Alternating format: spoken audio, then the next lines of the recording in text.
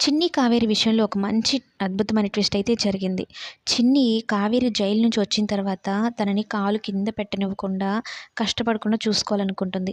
కానీ అది నెరవేరలేకుండా పోయిందనమాట. అయితే ఇప్పుడు ఆ అదృష్టం మరలా దక్కింది చిన్నికి. ఇక ఇంటికి తీసుకొని వచ్చింది గదా!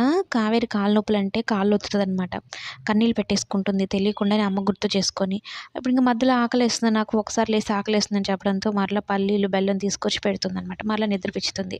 చిన్ని కావేరిని ఒక చంటి పాపలాగా చూసుకుంటూ ఉంటుందనమాట. ఇంకా తర్వాత తెల్లారుతుంది, ఇంటికెళ్ళాలి కదా!